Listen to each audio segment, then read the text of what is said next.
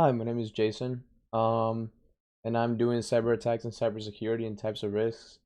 Um, the type of impact that this topic has had on ethic and legal issues on IT and now in the future is that a very important part of cybersecurity is knowing the steps, what to do when you encounter it, different types of things, different types of attacks, be aware of what it is. An example of this would be phishing scams. A lot of people fall for phishing scams. They go for a lot of mainly um, legal places such as law offices, or they go for financial institutes, banks, but oftentimes they would go for legal places. Um, uh, I'm very aware of how this works. I work for an MSP. We encounter phishing scams a lot. We don't get many people to click on them. We make sure to try and let their place of employment know how what how did who did it, what type of email it was, things like that, because we do run campaigns sometimes. Um, and yeah, and I do believe that phishing scams are probably going to be bigger. They're going to be more. They're getting to a point where you can barely see them. You won't be able to notice a difference from the domain name. No matter how much you train somebody, you're probably there's always going to be a way that you think that it's real, when in reality it's not. So that's why it's important to get an institute's cybersecurity department up and knowing what to do when you encounter these issues. This is interesting to me in society because it just really surprises me how a lot of people would fall for a phishing scam. People who are not apt to, like very elderly people who are not very good with computers, they just do basic things. Um, for example, they just might not know that there is somebody trying to get their credit card information or trying to install a rat into their computers and then get into their whole network system, which could damage the whole, even though that person has barely any access, that the hacker on the other end could install some type of rat that could get into the network, bypass firewalls, things like that. That's why we make sure to block ports, to always make sure we're doing updates. We have canary files on every device, so if things like that are triggered, we will know and take action. But it's important for the user to know when when they should be aware of such things.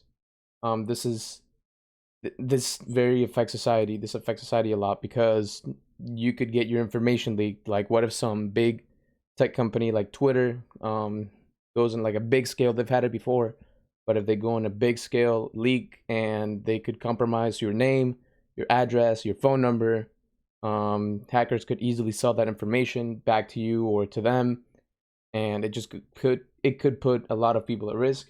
Um, I've gained a lot of knowledge from studying this topic. By now, when I get an email, I always make sure to examine it well, know who it came from, if it's a valid person, if they sent me a link to something, I make sure to type it myself um, instead of just clicking on the link. Many people don't know that they should not click on the link and type it in themselves. That is something I've learned how to do in this course and throughout my work experience. Um,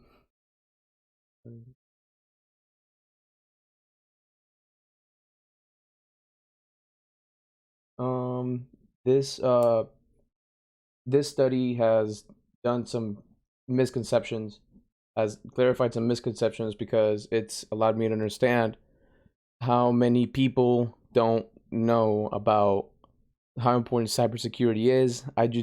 Before I would just look at an email and be like, okay, this looks fishy. I'm not going to click on it. But there's actually a lot of people out there that would not know that. They will actually just click. They won't do much research. They just they just go with the flow. And I just thought that it was a common thing that we shouldn't click on things that we don't know.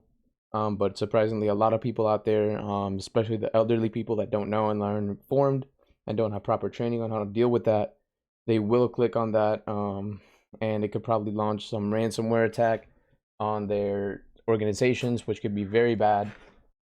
And even though we're the IT team, some fault will probably fall on us. Something I found out that surprised me was how many solutions there actually are.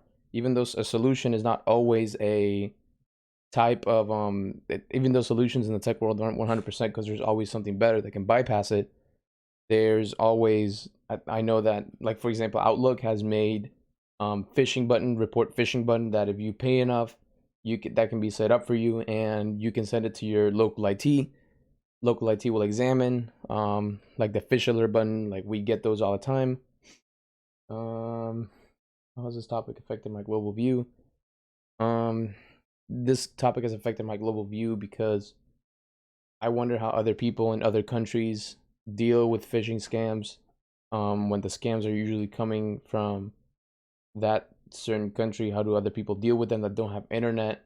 That they, even though they have very limited internet, they could easily get their information snatched. And it's just that's how my global view has changed a lot. How very the poor countries that have very limited access, they don't go through the proper training, or just don't know, because all they do is check Facebook and Twitter and their social medias, and that's really it. um I think that in 35 years from now, I will remember everything about this topic, because this is something that's going to probably evolve, affect us. Phishing scams are going to get more in depth. They're going to be less recognizable.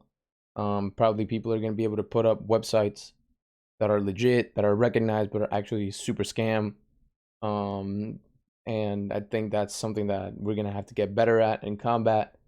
So it's definitely something that's gonna stick around for a very long time. And I do have some resources on how cybersecurity has affected the world. Um,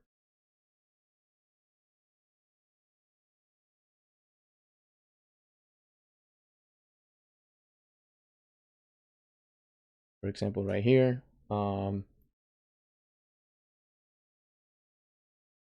Okay, this is one of my sources. KnowBe4.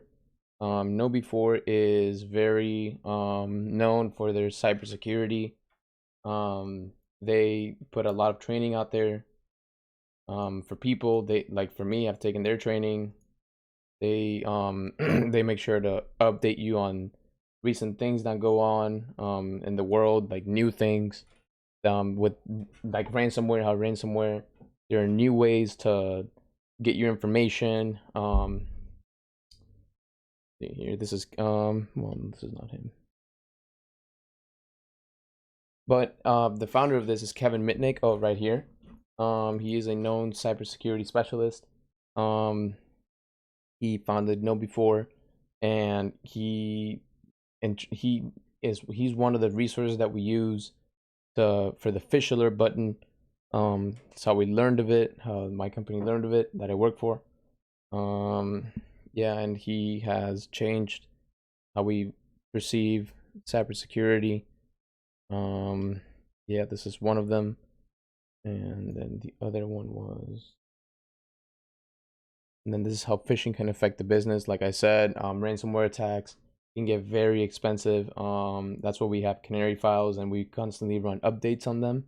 But there's a lot of people that don't know how to combat this. Like, for example, not running backups.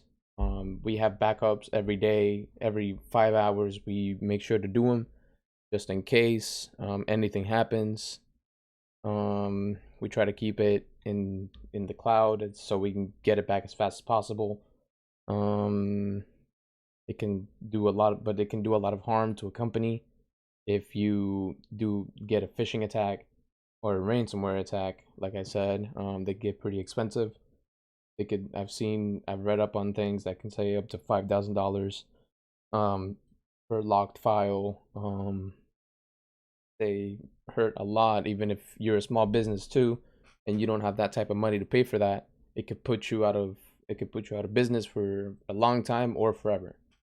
But yeah, that is my reflection on how phishing and cybersecurity has impacted my life, how much I know now because of this course. Thank you.